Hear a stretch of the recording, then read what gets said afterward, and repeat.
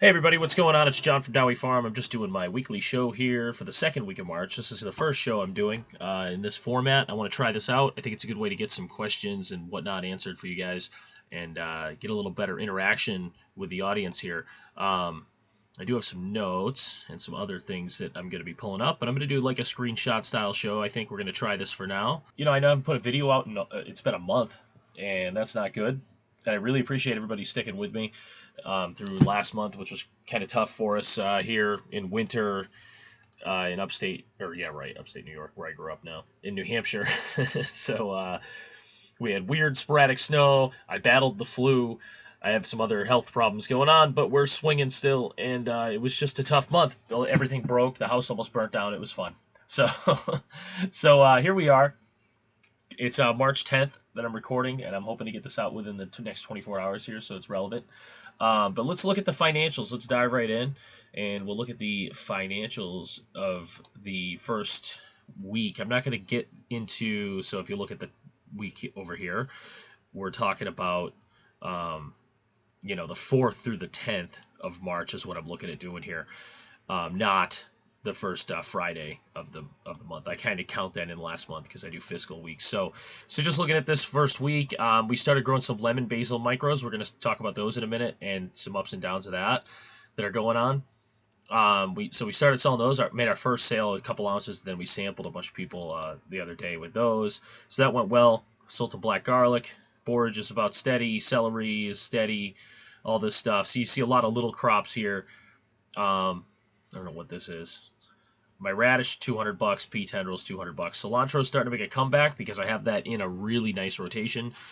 You'll see that rotation when I finish editing and put out the cilantro instructional that I finally just finished shooting. I keep thinking I'm done with it, and I'm not really. Salad blend here has been slow, actually.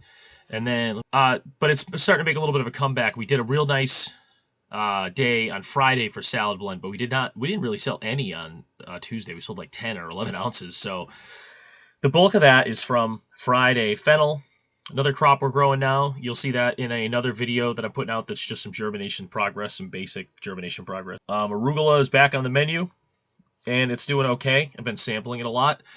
I did another instructional on that as well, so that'll be coming out soon.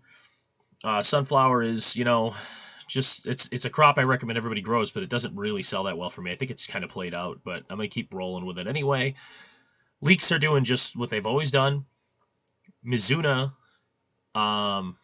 is another one that I started doing so I could do an instructional. Mizuna and wasabi. I didn't sell any of the wasabi. But the Mizuna sold right out, which is great. My syrup sales are about steady. We didn't really do any on Tuesday. We did all this on Friday.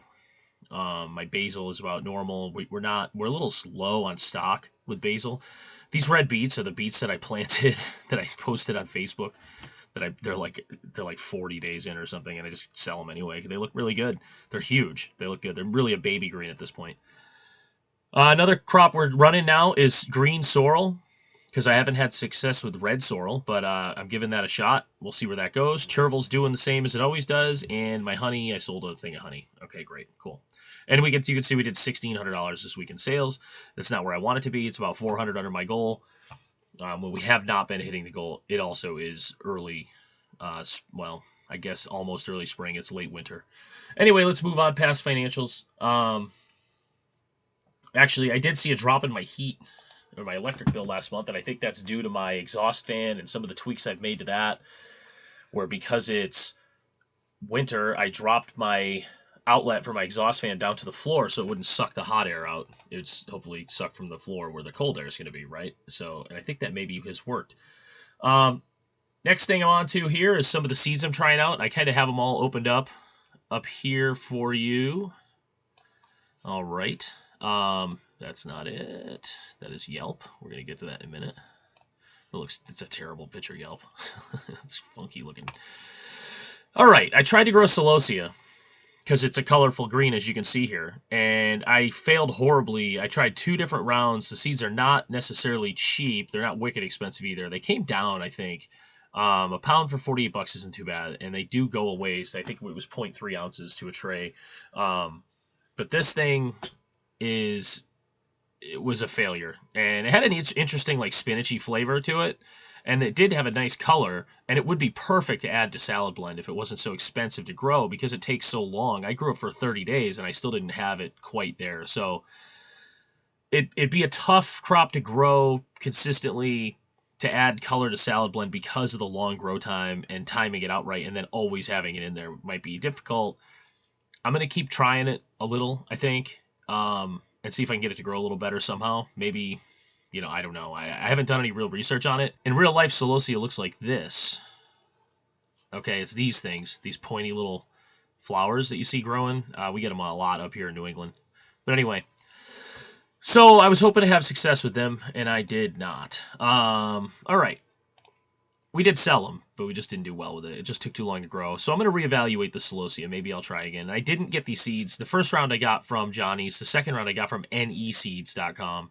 And I had the same results. So, oh no, did I get? Nope, I got around from Mountain Valley actually, but all three have them. All right, next, lemon basil. I grew lemon basil a long time ago from Mountain Valley, and I had this really sweet, awesome lemon basil, okay? And it was very sweet and citrusy, like a dessert thing. Now, as you can read here, it says also an elegant cocktail and dessert garnish. So I thought I was getting the same thing. I didn't keep growing it because I couldn't get any height. I ordered these seeds from Johnny's, and they grew great and fast, and they just came right up. I actually have a picture of them somewhere. Actually, it grew really well, and I have a picture of it here, as you can see, where it really came up nice. This is about almost a 2-inch tall green, or probably an 1.5 inch. Real nice stuff. Good yield. I got 4 ounces out of a tray. That's all I really ever expect out of basil. I sold it for 7 an ounce. And we only sold 2 ounces, but we sent a few out as samples and whatnot. But I'm hoping that as it matures, it'll get a little sweeter. If not, maybe I get a different kind of seed. The first batch I got from Mountain Valley. So maybe that's a different seed. And that's I'm going to dig a little deeper and look at the scientific names and all that happiness, because I actually have the old seed pack. So that's good. On to the next one, green sorrel. I'm growing this because I couldn't get the red to grow, and I'm going to try again on the red. But this stuff just came right up. It's got a nice kind of a faint citrusy taste and all that. And it's like, look at the nice leaf development. I did let it go a little longer than I would let something go. Look at that leaf. It's just perfect. I let these grow for, I think it was 17 days to get to this stage. I sold them last week too. Maybe they're 21 now, and I also sold them at 14. They're definitely better at 21 days with the green sorrel. So there will be an instructional at some point that comes out on that.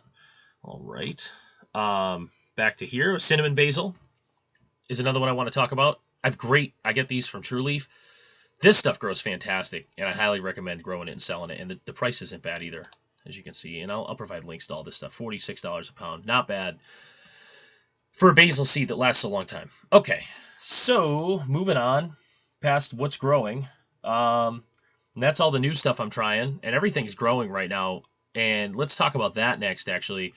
I'm having an excellent time with this soil here, Happy Frog. I used to use this when I started out. It was probably the second soil that I used. And it was fine before, but I never used it in the system with the perlite and the auto watering. I had switched over to this other company when I did this. And this Happy Frog stuff. Now, here's the thing. I'd love to get my soil locally, but I find it's a little more responsible to stay in business than it is to buy my soil locally. And I had a really bad time with this other company over and over. I had a lot of problems, and now I'm down to this. And I just went through a lot of rot issues and stuff again, and I did shoot a video about that, but I haven't edited that yet either. I have a ton of content I got to edit. But I switched to this stuff, and suddenly all my problems went away. So I'm assuming that my problem I was having was a soil-based issue. But if you go ahead and look at this, the bag, it's pretty straightforward. I mean, it's just a quality soil, and I'm assuming what it is Fox Farm probably is much better at testing their soil than other companies are. But I really can't stress the importance of your soil quality that you're using enough. If you're having issues, one of the things you might want to look at is go ahead and buy an expensive bag of soil or something like that, and just try it out with one round of planting and just see how that goes. You might just fix your problem. Now, I'm paying $6 a bag more for this soil than I paid for the other stuff, but I mean, what I'm getting in results more than makes up for it. Moving on to some other stuff, past growing into marketing. Let's talk about some marketing here. I have some sampling I've been doing, and luckily I've been getting back out there again sampling, which is something you just always have to do. And if you're not growing, you're shrinking. And I did kind of fall off, and I wasn't doing all the sampling I should have been doing, and I started getting back at it again. At one place, let me just kind of show you what I do with Yelp. I'll go on Yelp here. This is just straight up Yelp.com. Yelp.com. There we go. And I'll go restaurants. Here we go. In this case, I was in Wellesley, Mass, where we sell to one restaurant. Here we go. The restaurant we sell to should come up here. Oh, so what I do is I'll punch in restaurants, and then I'll just go Wellesley. Now, if I'm looking for caterers, or I'm looking for function halls or wedding places or something like that, I won't punch in restaurants. But I'll go these $3 amounts. Oh, it's so much. I do this on the phone usually, and the app is more responsive than the website because it doesn't load every time you click something. But once you get it all set up, it's easier to view on the computer, so it's kind of a catch-22. So I don't bother with this lower dollar category; it's just not worth it. So where I'm at here is I have not hit this place yet, Juniper. I will. The local is not the type of place that I need to go to. I hit Bocado, and the chef, turns out that it was the sous chef, was pumped, but I have not been able to get him to order. I've been in 3 times now. But the other thing I've been to is, let me just kind of scan down here and find the restaurants that I actually sell to. Okay. I have 3 restaurants in this one restaurant group, the Cottage. Okay. So I have one up in Newburyport, Mass called The Point. And this was their sister restaurant. This is how I ended up going all the way down to Wellesley, Mass. And then they also opened a new restaurant right across the street, and it should come up. I don't know why it's not. This is another place I'm supposed to go to, the Commodore. I don't know. That doesn't look real promising. Maybe it is, though. Maybe it is. Okay. I'm going to show you the pictures of stuff in a second, but let me try it. Door number 7, it's called. I don't know why it's not coming right up. It should come right up. Let me do this. Door number 7. There we go. Okay. So I had the Cottage, I had the Point, and then they opened another restaurant, door number 7. Now this is great when this happens because it's just a free restaurant that you're going to get into. If these ever load, let's do this. There's Cottage. And then I went to this Bocado, and I'm going to continue to pursue this, but next time I go into this Bocado place, so this is why I went there. I clicked into the pictures. And if you look at their pictures here at Bocado, right, you're going to see microgreens. Yay. So, see? And that's a radish. Now, I recognize this blend as a produce company blend. This is absolutely a Copert Crest product because because they're lazy, and they make a salad blend, and then they put friggin' Sango radish in it, and I don't understand that. Because, I mean, a salad blend, what is going on with this picture, huh? That was weird. A salad blend is supposed to be basic, so there's not a lot of discerning flavor. It's supposed to just kind of match stuff. There it is again. Anyway, the kid was pumped that we walked in with all these samples because they're clearly using some stuff. There's some beets and stuff like that. It's just another base blend. So they're just obviously buying crappy base salad blend from the produce company, and they don't like it, but I haven't been able to actually get the chef. I thought this kid was the chef in the beginning because I said, can I see the chef? And they went and grabbed this kid. And then the second time I went in, I got the same kid, and then he said, oh, I'll have to talk to the head chef. And I'm like, okay, that's not good. All right. So I got to figure out who the head chef is. Probably could just Google search this place in the words head chef and then call and ask if he's there. Do a little anonymous legwork, and then go in and actually try to get the chef. These guys have another location on Worcester, Mass, but I'm probably not going to go there. All right, so the Cottage is just kind of like, you wouldn't expect this place to be a microgreens place, but they were using them, so that's great. Let me see if I can find a picture with some micros on it. And see, that's the thing. There's not a lot of pictures here with micros on them. Man, it's close. But these guys get pea tendrils from me and salad. And the head, or the what's it called, chef? The blah, blah, blah, executive chef was like, actually told me, he's like, you have the best pea tendrils around, hands down. I've never had any pea tendrils this good, blah, blah, blah. So I sell this restaurant here a pound a week of pea tendrils and about a pound of salad blend and a couple gallons of syrup. There's one. And then that's not my stuff. That's something from the old company they were using. So obviously these guys were using shitty produce greens too. Let's go to the door number 7. See, these are all going to be mine because I was with them from opening. At least I hope so. I don't know what that is, but that's something they bought off me. So look at this place. There's some pea tendrils in the background right there. So these guys are using pea tendrils in a lot. And the executive chef, there's some more, loves these pea tendrils and actually hooked me up with a produce company that fell apart, but it was nice that he tried. Look at those. They just look fantastic. So they love these pea tendrils. Obviously, they're putting them on everything. That was a sprig of cilantro. See, there's something they didn't buy from me. Oh, I know what that was. This was interesting. That was purple auroch, mountain spinach that they bought, and it was decent. And I tried growing it once and failed, and I might try again because you can get good money for mountain spinach. Especially even I was selling full-size mountain spinach for $12 last year a pound. Anyway, so here's the point. I walked in and talked to this guy, this head chef for this place, and I just said, you know what, I'm just going to inundate this guy with greens. So I showed up with like basically a sample of all the things that we had cut that day and 2 ounces or so of each, and a dozen quail eggs and just everything. Some mustards that we sell, some maple syrup. I walked in and just blew this guy out of the water with samples, the executive chef. And then the next week when I saw him, he was just like thrilled that I had brought him all that stuff. So I think it's important to touch on when you're going to go out and do marketing and you're going to talk to chefs. It's important you walk in and you look legit and you're not like chinsing it. You got to walk in there and you got to just nail it and blow the guy away and just really impress the chefs with, wow, this guy's not afraid to come in here and do what it takes, and that's the thing I think that happened. I brought this guy like 12 2-ish ounce samples of everything we had. It was a lot of stuff.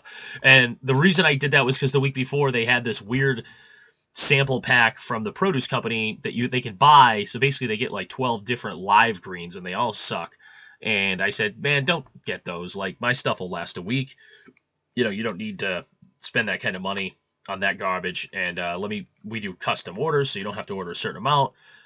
Let me bring you a smattering of what I have to offer. And so I did that, and it really paid off. Blew this guy away, and they're ordering more already.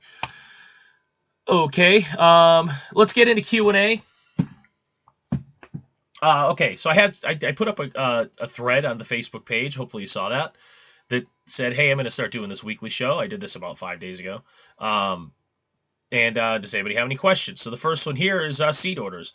Do I do batch orders and or like once a month or on some sort of interval? So what I do is I have a whiteboard right next to my planting table, and when I start to get to a point where I know that I'm kind of low on a seed type, I will write it on that whiteboard. And basically just once there's either something urgent on there or enough to order, because like some of these places have free shipping and stuff on certain amounts, like Mountain Valley over $35. That's not hard to hit 35. So there's that. But any seed does $100, I think, and there's another one with Johnny's. They have a minimum. It probably says it right here. Yeah, on over 50. They just changed that. That used to be more. But yeah, so I just kind of write everything on a whiteboard, and then I put a date next to it. So I'll write like pea tendril seed or pea seeds, and I'll put like 310 next to it, so I know that I'm low on 310. And then I'll just make sure I do the order. I do order bulk as much as I possibly can. I order my pea seeds by the 50-pound bag. I get sunflower by, I think I get like 100 pounds of sunflower at a time. Cilantro, I get 50 pounds at a time. So anything I can save money on that I know I'm going to go through in 6 months to a year on seeds, I'll absolutely order that in bulk. So that's kind of how I do it. I don't know if I batch orders, but I will also then open up in different tabs on my computer here. I will open up all the different microgreen seed companies, and I will price compare every time across the groups. And usually they're the same, but sometimes someone just all of a sudden is cheaper. It's good to catch that. All right, the next question here. Deep trays, what do I use them for, essentially, is what's being asked by Diane. And I use my deep trays for just borage and sunflower, and it's just because I get a better yield out of sunflower in a deep tray. I actually have done that trial, and I got about a half a pound more out of sunflowers in a deep tray. And the borage just is a water hog, and it needed the extra soil. I absolutely don't use deep trays unless I have to. So that's what I use, or that's the only things I use deep trays for. I don't bother with peas because they're such a quick grow crop. And as long as you can do something to kind of protect those roots that come out to the bottom, get them into a watering table quickly or something like that, you're fine. Right now to the next one here. Do I use clear humidity domes for things like basil? I have not done that. I may try it. I bought one the other day. I was going to use it, or a couple months ago, and I was going to use it on red vein sorrel plugs is what I was going to do, and I just haven't gotten around to it yet. So no, I have no experience with clear humidity domes. Sorry about that, but I can maybe someday check that out. Uneven canopy question here is one more. Most of my canopies are even, but some are uneven. I have found if you have an uneven germination is usually when that happens, and it's either related to poor quality seed or maybe uneven watering, or some of your seeds aren't quite just, they're not germinating at the same rate. And what would the reason for that be? I get this with mustard sometimes. I get this with like wasabi. I used to get this with arugula a lot, and that caused a lot of problems because if it does grow uneven, and it's very uneven, what will happen here is you'll get a second growth, and it'll rot. So that sucks, and you don't want that. But I think I would just try to make sure you're misting, keeping stuff evenly watered, and if you're using humidity domes with holes in them and you have it under a light and the light's coming through in a certain spot, that can cause some uneven growth. And and I'm also going to get into a little kind of a related question to this that she also had about some pea tendrils that weren't growing as tall around the edges in a video clip towards the end of this Q&A. So stick around for that. Average sale quantities per crop. I'm going to kick this question to next week because I think I need to do some legwork and try to figure that out. And because I do have some crops that don't sell a lot at once, and I have some that sell, in bulk, like pea tendrils and stuff, and radish and salad, and those are usually big quantities. And then all my herbs and stuff are usually smaller quantities. But I got to do a little bit of research on that and figure out how I want to answer that question, I guess, and what the best way would be. My radish and salad mix, my radish is just Sango, Hong Vit, and Pink Stem. Okay. I don't know what that is. And my salad mix is purple cabbage, purple kohlrabi, broccoli, and red kale, usually, unless I have something else that I want to throw in there. I don't think I posted my recipes yet, but I will. And I'm going to try to do that after the show, actually. Okay. So as far as beginner crops go, that's the other question here by Adam. And that, I see, it's tough because everybody says the same things, and I kind of do too. Sunflower, peas, some kind of a salad mix. If you want to grow them individually, that's great. If not, you can buy the mix in the beginning. I don't like how it looks, but I did used to do it. That way you can grow in one tray if you're limited for space.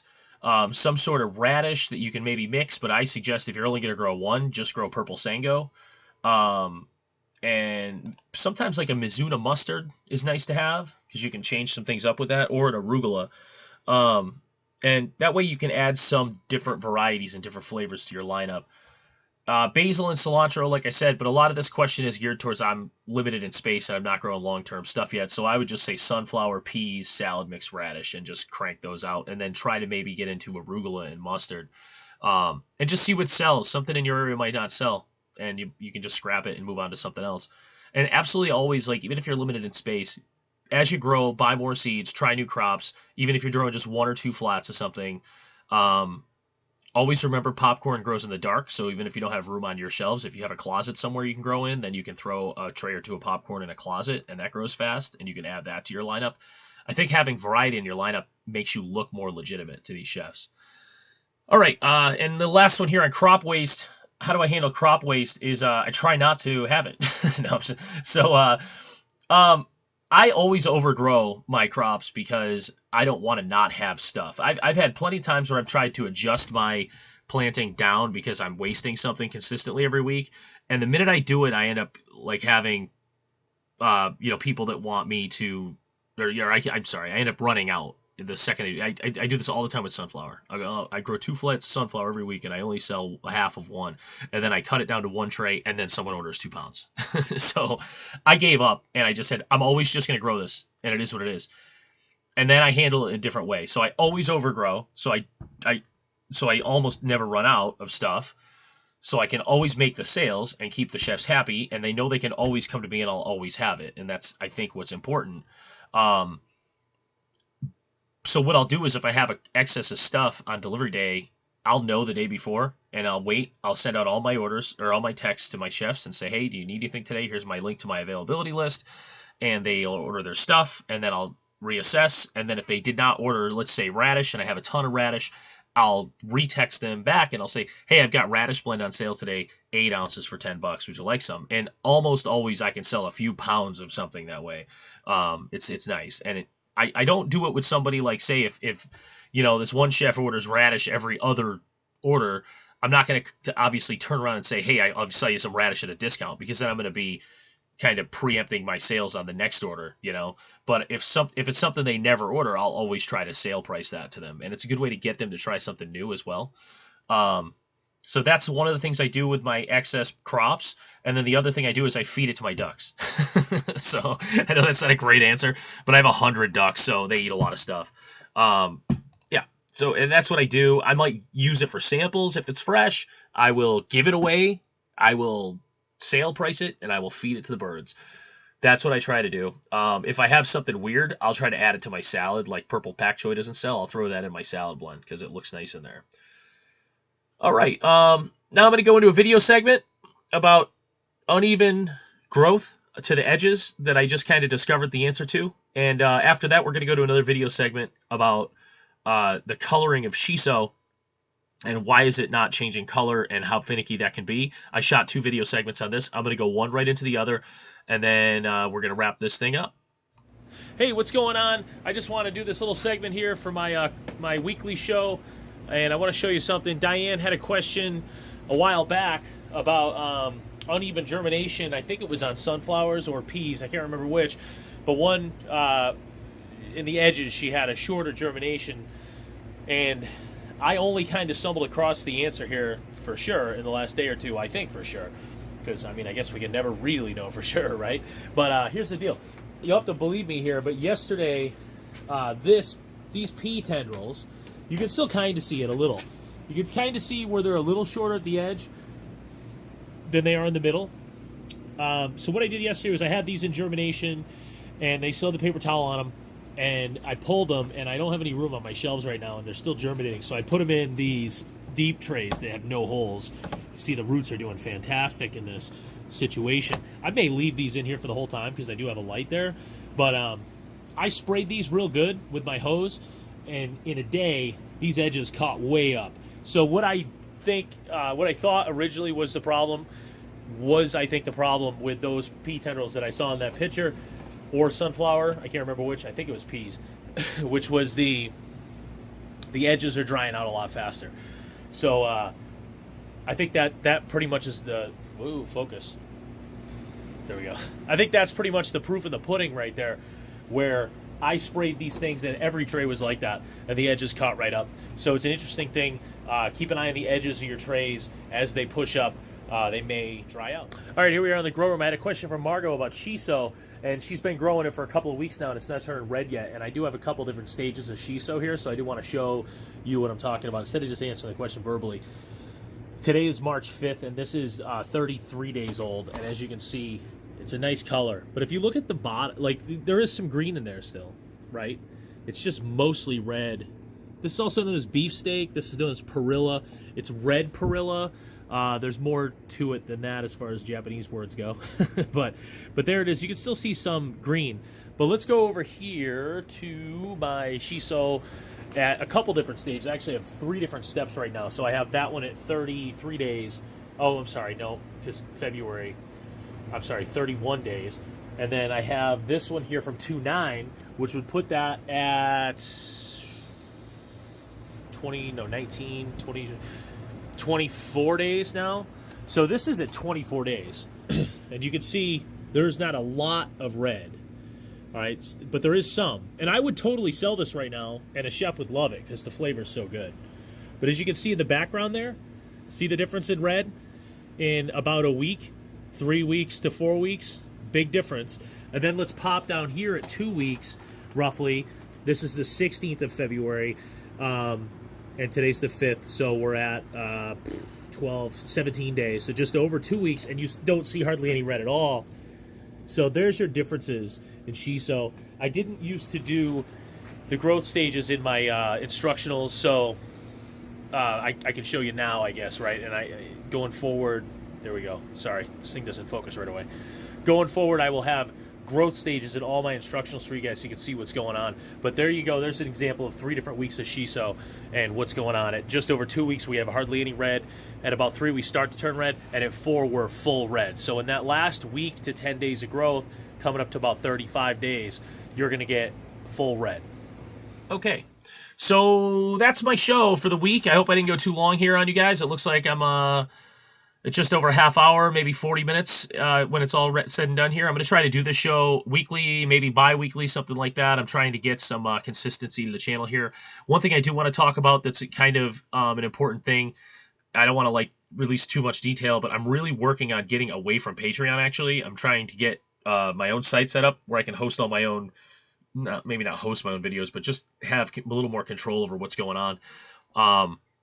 It'll give me a little more freedom to try to like pursue discount codes for you guys and things like that from some of these seed vendors and whatever, and pass that on to you. It'll give me more flexibility with listing like all the equipment I get from Amazon, and so you guys can see what I use. I could have a salad recipes page. It could just always be up there and you can always see it. It'll all be password protected. I'm going to stay on Patreon, but what'll happen is I'll probably just end up posting videos to Patreon when I have them, and then all the real meat and potatoes will be over at the site. If you're all currently on Patreon right now, I will have some sort of a deal for you guys to move over, and it'll all just be PayPal based, so it won't be anything weird. And but yeah, I think it'd be better off if I had my own site. I bought Microgreen School with just one S in the middle .com, so that's nice. And yeah, so I'm going to start working on that. I've got a WordPress site in the works, and I am working on that as we speak because I try to do everything myself. So I don't know how long it's going to take. Anyway, I'm going to wrap this thing up, and I'm going to start editing a cilantro instructional and a couple other videos, and hopefully I'm going to get this out today or tomorrow, Monday, and later this week I'll have one of those other instructionals out for you guys, and then I'm going to try really hard here to get somewhere between 4 and 6 videos out this month. I hate to say things to commit like that and then not come through, so it is kind of is what it is though. But anyway, I just, like I said, thanks for the support, and I really appreciate it. Happy growing, guys. Thanks very much.